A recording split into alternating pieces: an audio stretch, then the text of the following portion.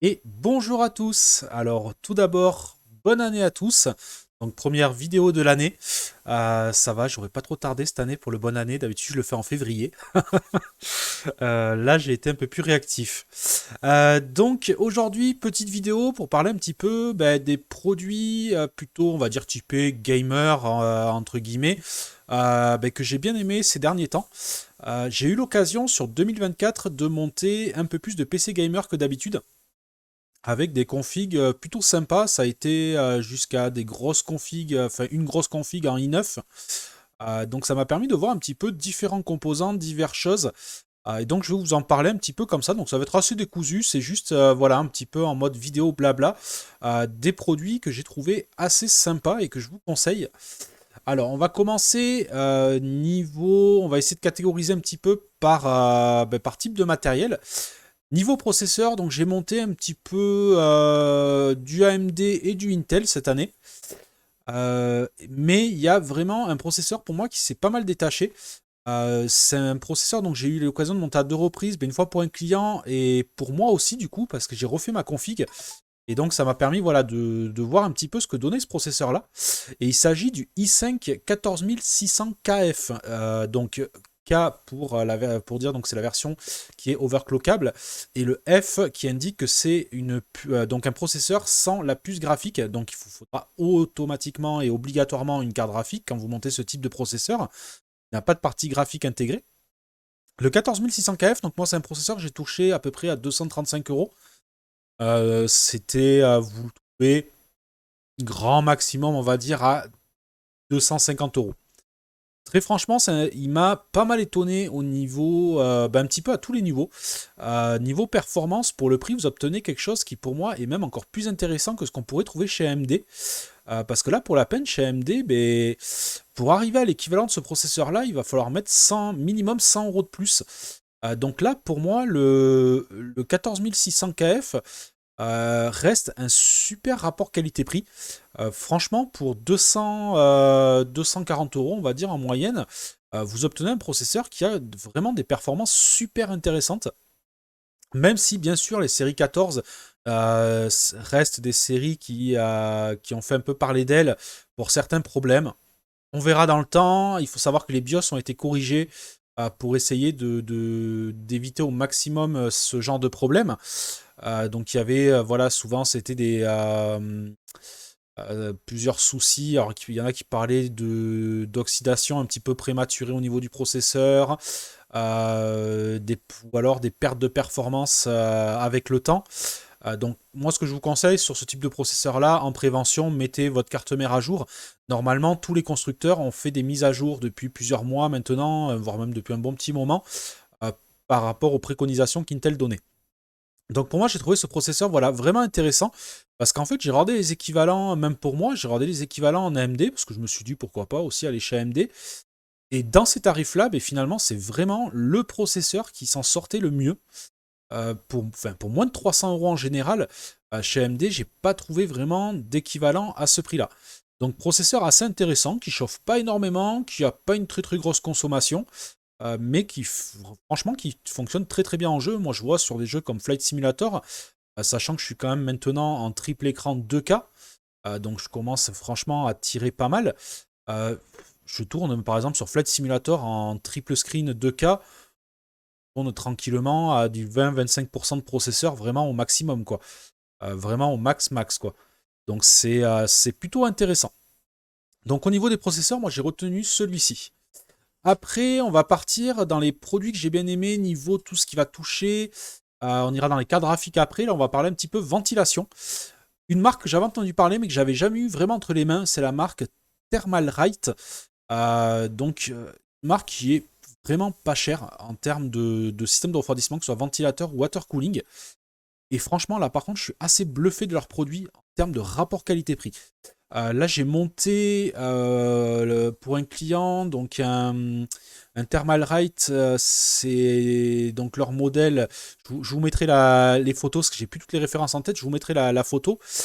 C'est un water cooling que vous trouvez pour à peine un peu plus de 100 euros, qui est en triple ventilo en 140 mm, qui a en plus de ça dans le kit déjà un petit écran qui est fourni. Niveau matos, franchement, très très propre. Euh, Très bien fichu, le système de montage est plutôt bien fait, la qualité de finition est bonne, et surtout les performances sont très bonnes. Donc celui-ci, il avait été monté sur un Ryzen, je crois que c'est un... Je ne veux pas vous dire de bêtises, mais un 9700X. Et voilà, je ne veux pas dire trop de bêtises. C'est un 9700, franchement, même en pleine charge avec OCCT, donc sachant que c'est assez violent d'envoyer de la pleine charge avec le logiciel OCCT, 55 degrés maximum, quoi. Et c'est assez bluffant. Les ventilos, pas de connectique propriétaire, hein, vous êtes sur de la RGB, tout ce qu'il y a depuis standard. Alors c'est sûr, hein, vous êtes toujours avec tous les fils, c'est pas le système IQ de chez Corsair, j'en reviendrai après justement sur ce système-là. Et donc les produits Thermalright, je les trouve super intéressants. Les ventilateurs en 120 classiques, bah, vous les trouvez à, je crois, 17-18 € le pack de 3. Donc franchement, c'est de la RGB, c'est franchement pas cher. Justement, j'en ai monté, parce qu'on a monté le reste du boîtier avec ces ventilos-là. Pas de souci particulier, vraiment marque intéressante. L'écran est de très très bonne qualité pour le prix, c'est quand même un écran IPS. Vous avez franchement une bonne qualité, c'est pas un écran tout pixelisé, l'image est super propre. Vous pouvez avoir pas mal de personnalisation via leur logiciel. Vous pouvez même avoir carrément de la vidéo qui tourne avec les données de l'ordinateur qui arrivent en superposition. Ça, j'ai trouvé ça super intéressant. Moi, je pense que je vais finir par en monter un. Parce que du coup, vous pouvez avoir un affichage assez simplifié avec d'un coup d'œil le pourcentage d'utilisation du processeur et sa température. Et pareil pour la carte graphique. Donc, je trouve ça génial pour quand vous faites des réglages de jeu, tout ça, pour avoir en un seul coup d'œil, ben, voir un petit peu comment tourne la config, surveiller les températures. Et ça marche vraiment bien. Ça se branche en USB type C, soit en interne sur la carte mère, soit, moi là, on manquait de port USB parce qu'on avait d'autres boîtiers à RGB à piloter. Donc j'ai fait sortir un câble vers directement un port USB externe. Je vous mettrai, je dois avoir quelques images de ce PC là. Voilà. Donc après j'ai pu monter, du coup je vous parlais aussi des systèmes IQ de chez de chez Corsair, si je ne me trompe pas. Et franchement, alors c'est coûteux. Pour moi c'est le bémol quand même. Vous êtes du genre 110-120 € les 3 ventilos, quoi. C'est quand même assez élevé. Par contre, ben, le système d'avoir qu'un seul câble qui court en chaîne, en fait, c'est un petit peu ceux qui ont fait de la sono, tout ça, c'est un peu le système du DMX, quoi. C'est vraiment vous. Sauf que là, il y a tout qui passe dedans, le courant et la commande RGB. Vous partez avec un câble et vous faites une chaîne pour revenir au boîtier. Le boîtier, il gère jusqu'à 2 fois 7 ampères. Donc autant dire qu'avec un seul petit boîtier, vous êtes plutôt tranquille. Niveau câblage, c'est le top parce qu'en fait, vous venez embrocher vos ventilateurs les uns contre les autres et après, par chaque grappe, vous la reliez juste avec un câble. Donc, niveau câblage, ben oui, c'est sûr, par rapport à l'autre PC que j'ai monté tout en Thermalright, alors enfin, il avait moitié Thermalright et autre moitié NZXT. NZXT, en plus, ils ont leur connectique propriétaire. Donc, je vous laisse imaginer, c'était un PC qui avait 11 ventilateurs, je crois, en tout. Celui-là, je vous le mettrai en photo, j'ai pris les photos. Celui avec le Corsair, je les rajouterai peut-être sur un post parce que je dois le finir cette semaine et donc j'en profiterai. J'ai pas eu le temps de prendre des photos la dernière fois. Donc c'est sûr que bah oui, le Thermalright c'était tout un bazar avec tous les câbles. Deux câbles par ventilo, une alimentation, plus un RGB, plus après pareil le NZXT qui avait ses propres câbles.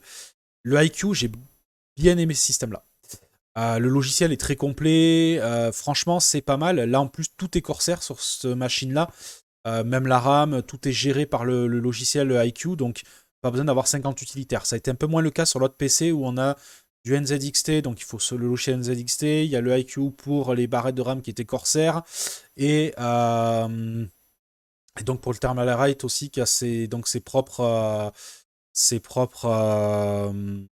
donc son propre logiciel pour l'écran et tout. Et pour après tout ce qui était par contre RGB, c'est géré par la carte mère sans problème vu que c'est de la RGB. Donc voilà, donc là c'est pas moi qui avais choisi les composants, donc c'est vrai que je trouve que c'est un PC qui manquait un petit peu voilà, de système un petit peu plus cadré en restant sur une seule marque, un seul écosystème. L'autre PC par contre est tout Corsair, donc lui franchement un régal, très peu de câbles. Donc voilà, c'est franchement Thermalright cette année, ben voilà, j'ai pu côtoyer plusieurs de leurs produits. Moi je pense aussi du coup me prendre un petit water cooling pour ma nouvelle config. Justement en thermal rate avec l'écran, moi ça sera du double ventilo parce que j'ai pris un boîtier qui est très compact, donc je peux pas monter du triple. Mais après ça suffira pour le i5. Pour l'instant je suis sur un Ventirad, le premier de gamme de chez Cooler Master. Franchement je chauffe très peu, donc lui il est assez facile à refroidir. C'est pas le cas des autres processeurs. Là je vois cette semaine, donc j'ai monté le i9, le 14900, je me trompe pas. Lui, par contre, hyper galère à refroidir. Quand vous le mettez à 100% avec OCCT, pour le faire descendre en dessous des 100 degrés, c'est une galère. Avec le water cooling Corsair, on arrive à le coller à peu près dans les 93-95 degrés. Bon, après, encore une fois, quand on le fait avec OCCT, il met tout à fond, il met en mode boost, on monte à quasiment 400 watts de conso, enfin, c'est la démesure la plus totale. Après, il stabilise à 50 degrés en utilisation normale. Là, le client m'a dit que sur les jeux, lui, là, il tournait aux alentours des 50-55 degrés, donc ça va. En effet, quand il s'emballe, ça monte assez vite. Le i5 un peu plus tenable. Le i7, je sais pas, j'en ai pas eu, mais voilà. Au niveau carte graphique maintenant, donc ça j'ai pas mal suivi cette année, c'est comme je voulais changer aussi la mienne. Là par contre j'ai une petite préférence, même si moi j'ai pas fait ce choix là, j'avoue. J'ai une petite préférence pour AMD là, pour la peine. Autant sur les processeurs, je trouve que Intel est pour moi plus abordable. Euh, Comme je vous dis, le 14600 KF, pour trouver son équivalent, il faudra mettre 100 ou 150 euros de plus chez AMD. Dans les cartes graphiques, c'est l'inverse par contre. AMD, là par contre, je les trouve beaucoup plus intéressants. Aujourd'hui, vous prenez par exemple alors c'est la 7900 XTX, si je ne me trompe pas dans les références, qui vient quasiment gratter une 4090. On est vraiment entre la 3080 et la 4090. Sauf que la 4090, vous êtes à 2000 euros, voire même un peu plus de 2000 euros, alors que la 7900 XTX, vous pouvez la trouver à un peu moins de 1000 euros, 980 euros. Là, c'est imbattable. La 6900 aussi est super. C'est l'ancienne génération. 6900 XT, euh, pour moi, est super intéressante. Moins chère qu'une 4070, mais plus puissante qu'une 4070. 7900 XT, du coup, par la même occasion, hein, qui est super bien placée. Car chez Nvidia, moi, je trouve quand même qu'on est cher. Moi, je suis parti sur la 4070 en version de base, la 12 Go. Mais je trouve que ça reste très très cher en raison des performances. On est à 600 euros la carte graphique. Moi, en fait, ce qui a fait que j'ai pas pu partir sur une AMD, c'est que je voulais pas non plus changer mon alimentation. Et le problème, c'est que la AMD demandait quand même pas loin de. On n'était pas à 100 watts, mais bien 80 watts de plus. Et moi, je suis avec une 750, c'était déjà limite pour la 4070. Et là, ça me faisait trop de changer avec l'alimentation en plus. Pareil chez Nvidia, je voulais partir sur la 4070 Super qui est légèrement plus chère, mais c'est le fameux petit connecteur d'Nvidia que je ne voulais absolument pas. Même si apparemment, bon, il y a un peu moins de soucis, mais bon, je le voulais pas. En plus, moi, j'étais obligé de passer par un adaptateur étant donné que mon Alim ne l'a pas.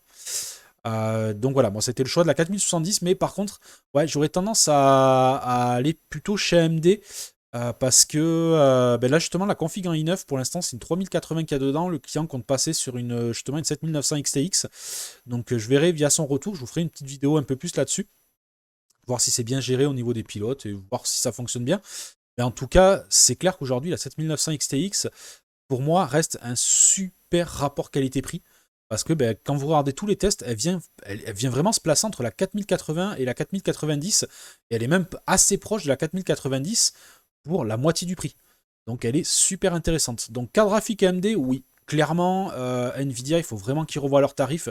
Parce que moi, je trouve que déjà, quand vous passez d'une 4060 à une 4070, voire même du 4060 Ti 4070, c'est 200 balles de plus. Moi, j'ai eu la 4060 Ti avant de prendre la 4070, justement. J'étais en hésitation et j'ai pris l'autre en essai pendant une semaine. Clairement, la différence, il y en a une. La 4070 marche mieux, mais ça justifie pas les 200 euros de plus. Donc, on va voir un petit peu ce qu'ils vont faire sur les séries 5000, mais je trouve que les séries 4000 sont trop chères. La 4070, c'est pas qu'elle me déçoit, parce que comme je vous dis, je suis passé en triple screen 2K, donc je lui mets quand même pas mal dans la tronche.